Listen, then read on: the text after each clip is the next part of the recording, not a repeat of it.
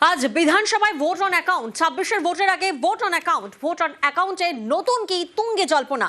ভোটের আগে নজরে লক্ষ্মীর ভান্ডার, ফের কি টাকা বাড়বে লক্ষ্মীর ভান্ডারে? কৌতূহল রয়েছে, জল্পনা রয়েছে। সোমরাজ প্রতিনিধি আমাদের সঙ্গে রয়েছেন, সরাসরি সোমরাজের থেকে জানবো। সোমরাজ, ভোটের আগে বাজেট সরকারের তরফ থেকে কি কি চমক রাখা হচ্ছে তা নিয়ে তো রীতিমতো কৌতূহল। দেখো, কৌতূহল তো অবশ্যই রয়েছে, কারণ রাজ্য সরকারের যে একটি ভোট অন অ্যাকাউন্ট, বিধানসভা ভোটের আগে রাজ্য আজকে এই ভোট অন অ্যাকাউন্ট পেশ করতে চলেছে। দুপুর 2:30টার সময় বিধানসভায় তা পেশ করা হবে।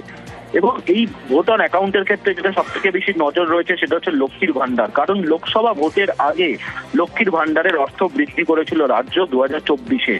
বর্তমান যেটা দেখা যাচ্ছে 2025-26 অর্থবর্ষে লক্ষ্মীর ভান্ডারের জন্য 27,000 কোটি টাকা বরাদ্দ করেছিল শেষ অর্থবর্ষে।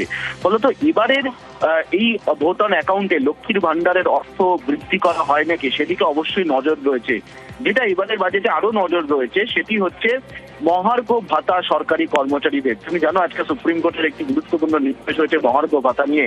কিন্তু সরকারি কর্মচারীদের প্রতি বছর যে মহার্ঘ ভাতা বাড়ানোর নির্দেশ দেয়, সেক্ষেত্রে এবছর কত শতাংশ হারে মহার্ঘ ভাতা বাড়ানোর সিদ্ধান্ত ভোট অন অ্যাকাউন্টে পেশ করা হবে সেদিকে অবশ্যই চর্চা রয়েছে।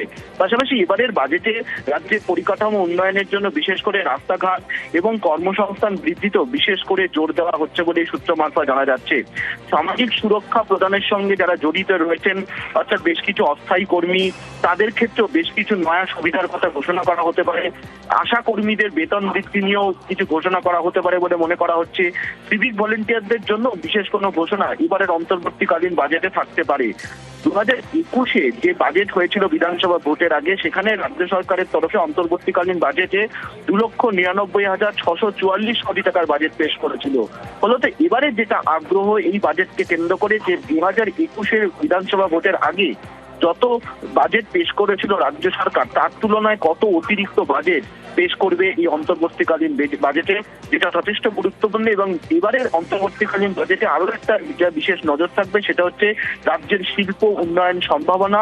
কারণ গভীর সমুদ্র বন্দর নিয়ে ইতিমধ্যে রাজ্য সরকারের তরফে বিশেষ কিছু পরিকল্পনা নেওয়া হয়েছে।